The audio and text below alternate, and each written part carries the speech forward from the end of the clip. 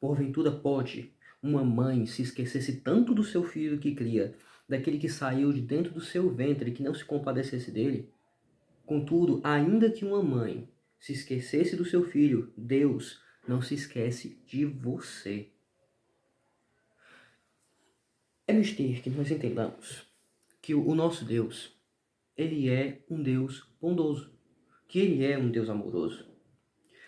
Eu sei que já acabou virando clichê daqui dentro desse canal. Em vários vídeos eu estou falando a mesmíssima coisa.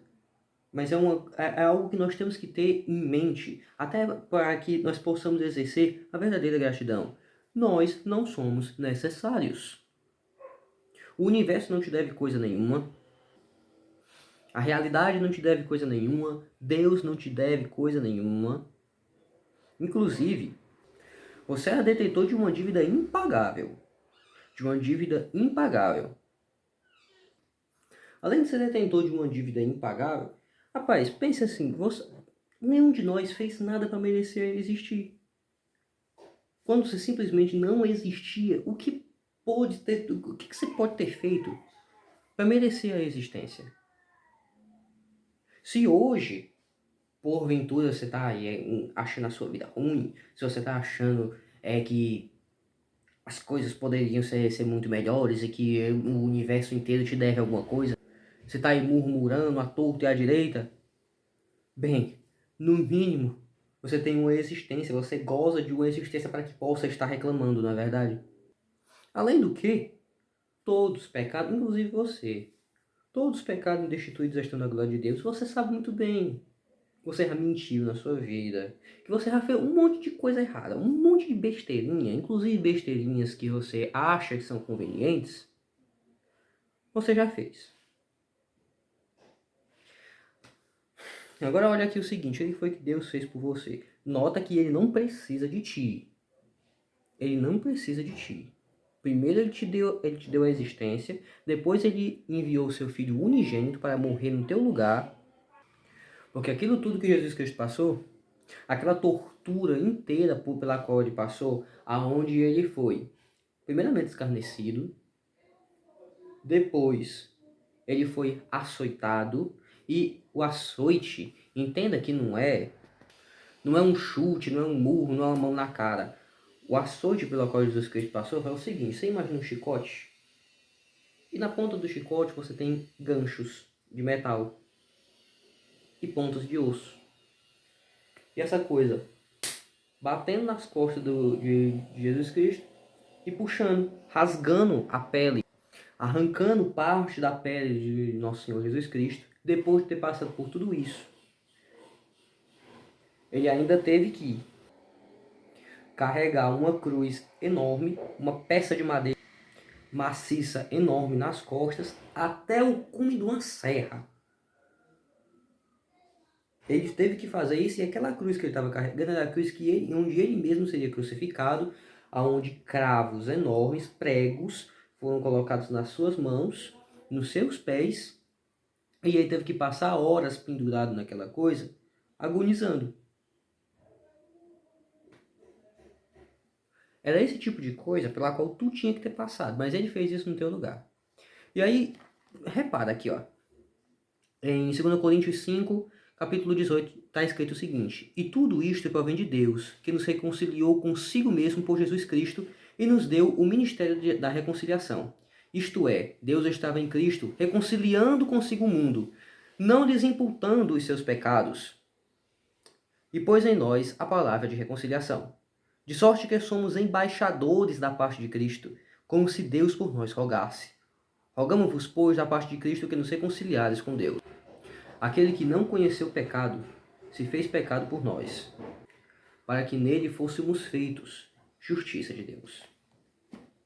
Isso daqui é para quebrar de uma vez por todas qualquer raiz de arrogância, qualquer raiz de ressentimento existencial que a pessoa tenha. Isso porque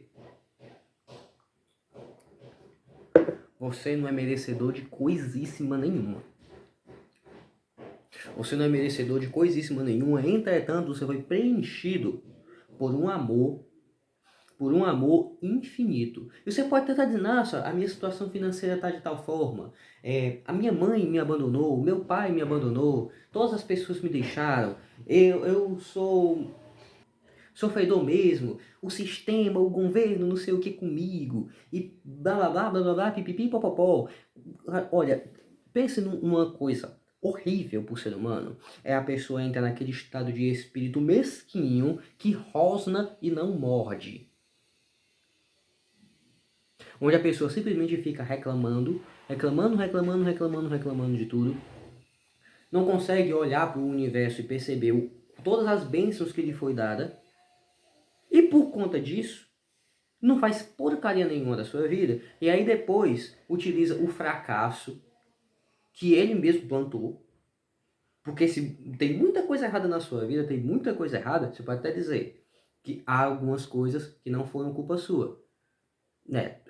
Tem muita coisa que acontece com a gente que realmente não é culpa nossa. Às vezes a pessoa pega uma doença, alguma coisa assim, não é culpa nossa. Mas tem uma boa parte, para não dizer a maioria dos nossos problemas, são nós mesmos que causamos. Se você for olhar realmente a raiz do seu problema, muitas vezes foi uma coisa errada que tu fez lá atrás. Uma palavra infeliz que tu disse para alguém que causou uma contenda que hoje você está colhendo fruto. Uma mentira que disse lá atrás, uma mentira que disse lá atrás, que acabou causando uma situação ruim que você está passando agora. Talvez uma covardia que lá atrás você teve que te impediu de poder progredir. Você está me entendendo? Onde é que eu quero chegar? Porque a questão aqui é a seguinte: ninguém aqui tem moral para ficar fazendo essas coisas, inclusive isso é contra-intuitivo. Olha, também é clichê dentro do meio cristão esse tipo de coisa ser pregado, mas verdade seja dita, Israel era para ter passado uma semana no deserto e eles reclamaram demais e acabaram ficando 40 anos. Reclamar da sua vida não ajuda em coisíssima nenhuma, não vai te trazer nenhum benefício e vai aumentar os seus problemas. Tome uma postura de gente, pare de querer agir como um cachorrinho de madame, pare de querer agir como um pincher, que pode até ver um leão na sua frente, ele vai ficar... mas não faz nada. Só pose.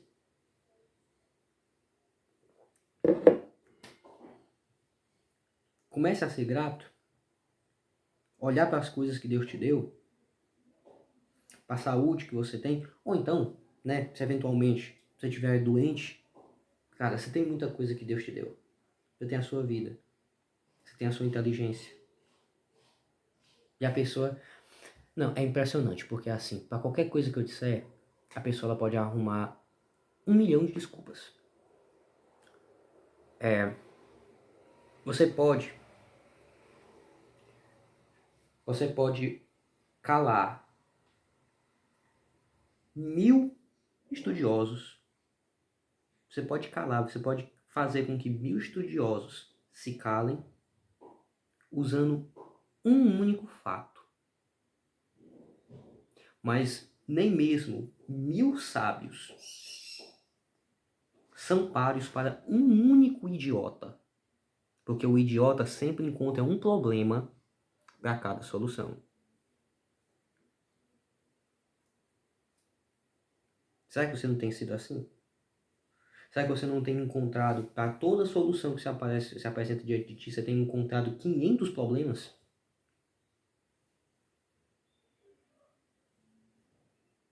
Lance o teu pão sobre as águas, e depois de muito tempo o acharás.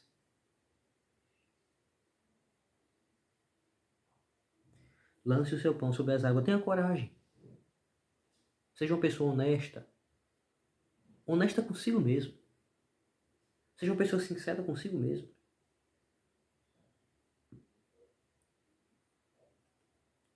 O que eu estou fazendo aqui é um chamado para que a pessoa deixe a sua dissonância cognitiva de lado e comece a realmente utilizar daquilo que ela tem ao seu dispor.